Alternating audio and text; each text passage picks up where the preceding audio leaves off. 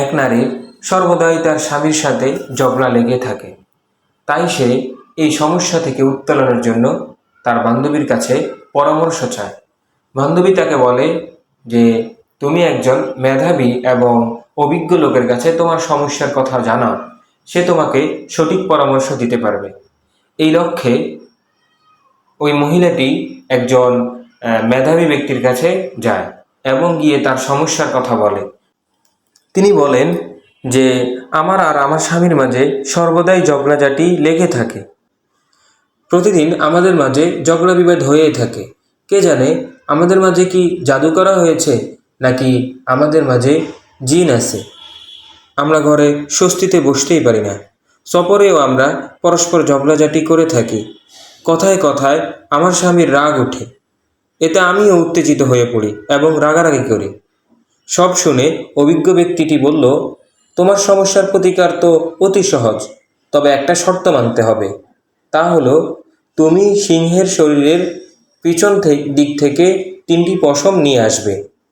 জ্ঞানী ব্যক্তির একথা শুনে মহিলা সেখান থেকে প্রস্থান করে।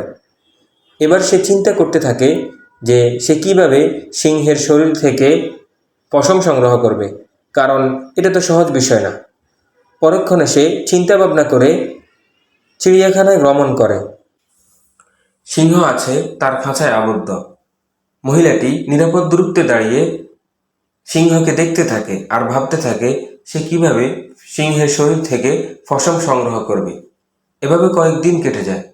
কয়েকদিন কেটে যাওয়ার পর মহিলাটি একদিন আসার সময় গোশত নিয়ে আসে, আর সেই গোশত সিংহকে দেয় দূর থেকে। সিংহ সেই গোশত খেয়ে ফেলে।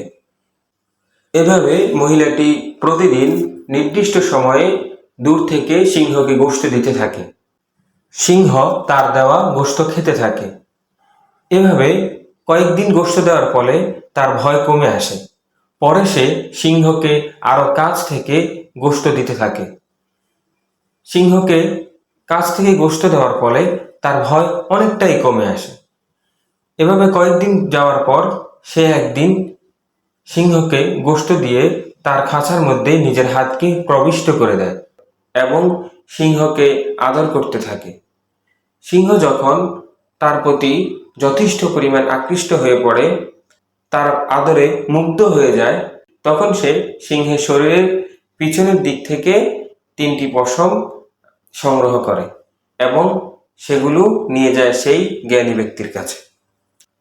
জ্ঞানী ব্যক্তি যখন মহিলার থেকে সিংহের পশম দেখল, তখন সে বলল, আরে সত্যিই তো, তুমি তো সিংহের পশম সংগ্রহ করে এনেছ। তখন জ্ঞানী ব্যক্তি তার মাথায় হাত রেখে বলে, বোন, আফসোস, তুমি সিংহকে কাবু করতে পারলে, তাকে সন্তুষ্ট করে তার থেকে পশম সংগ্রহ করে আনতে পারলে, অথচ তুমি তোমার স্বামীকে সন্তুষ্ট করতে পারলে না।